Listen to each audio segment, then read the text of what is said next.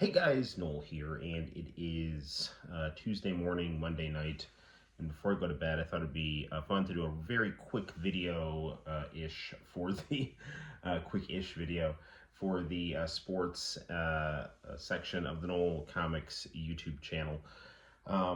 As you know, I am a Minnesota Vikings fan, and as you know, the Minnesota Vikings tend to lose in the playoffs, and this year is no different. 2024. I have some thoughts on why they lost, despite their season going so well, going 14-3. Um, now, it is fair to argue that the seeding situation in the NFL is kind of insane. That you could have a 14 win team be the 5 seed. So I don't take that for whatever it's worth. Considering you have teams with much worse records being positioned higher in the playoff, rankings in terms of privilege and home field and things like that. So that is a problem that was out of the Vikings' control within reason. Because even if they had lost to Detroit, isn't really fair for a 14-3 team to be playing on the road so much and whatnot.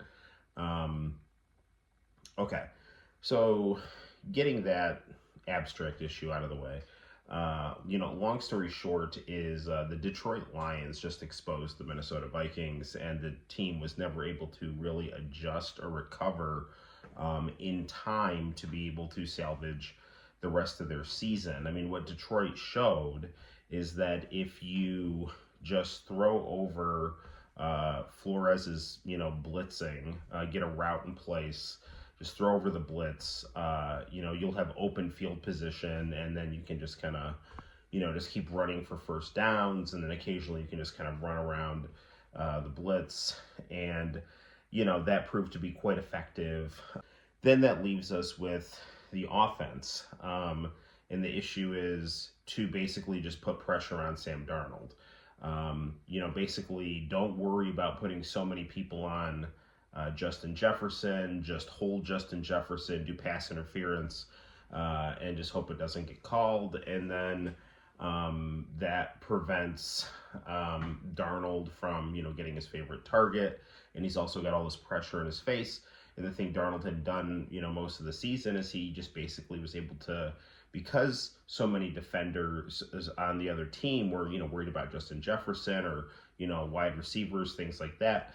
Darnold got more time in the pocket, get his composure, get his confidence, and then sling it for, a nice completion.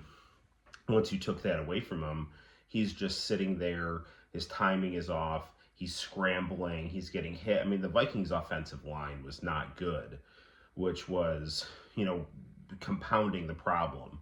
And so now you just basically have this kind of cascading effect of the defense has been figured out. Darnold's weakness has been exposed. Like he needs time to throw the ball and set things up. Now that was getting remedied in the third and into the fourth quarter. The Vikings just ran out of time. The Vikings put a good touchdown drive together, and Darnold was, just unloading the ball, much more quickly, and just realizing like, hey, whatever, I need to just get a route in place and just start throwing it and hoping for the best, and that was starting to work.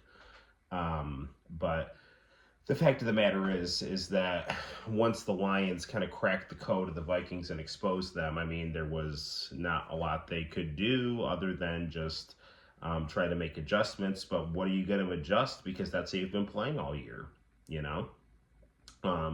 So, yeah, I mean, it's on the coaches to have a plan B. But, I mean, you can say you try to run the ball more, and that is what they did. But the thing is, if you're bringing all that pressure on Darnold, that's on the running back too. So, I do think if the Vikings had, I guess, I mean, unfortunately, it relies on Sam Darnold. If he had just started unloading the ball more quickly, but then the thing is, you risk getting interceptions, and then that ends up killing your confidence and killing the momentum. So it's a catch-22. And the other thing too is if the offensive line had just given him more time, then he could have gotten composed and found a target. So it's just there's just failures on just a lot of different elements of the team, and that came about to getting beaten so badly by the Detroit Lions, and it was very similar to Ronda Rousey. Once people realized she couldn't box, oh, just box her. And Mike Tyson to a certain extent, people found weaknesses in his game, which he found a lot of ways to get around, assuming his head was on straight.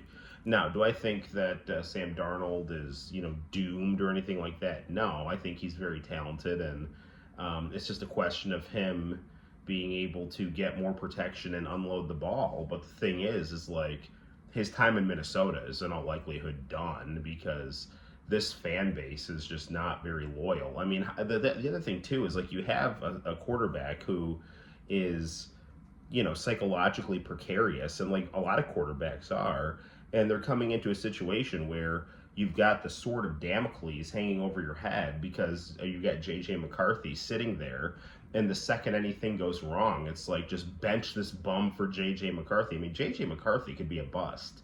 I mean, I don't know if he will or he won't. It's completely possible that he will. No one in their right mind would want to come and play quarterback for this team with J.J. McCarthy sitting there because, he's not healthy. I mean, he lost out to Sam Darnold in training camp, too. So who knows how well he's going to perform. I mean, he could be awesome, he could be terrible. But, I mean, that's a total roll of the dice. So, I mean, if J.J. McCarthy doesn't work out, I mean, the Vikings are done for years. I mean, I can't, unless they are able to just land another good quarterback. But, I mean, they've really set themselves up for, they're putting all their chips on this kid. I mean, could Sam Darnold, string together another 14-win season and, keep his composure and learn from his mistakes in the playoffs? Sure, but I mean, part of that 14-win season is being the right piece of the puzzle within the Minnesota Vikings to be able to execute those kinds of plays. And if their game has been revealed, if he can't make adjustments and his coaches can't make adjustments, then it's just over. And now that everyone knows the formula, just throw over the blitz and put pressure on Darnold. Like, you're gonna have to come up with something new. So until next time, guys, my name is Noel. You take care, and I'll see you in the very near future for more excitement on the Noel Comics YouTube channel. Bye-bye.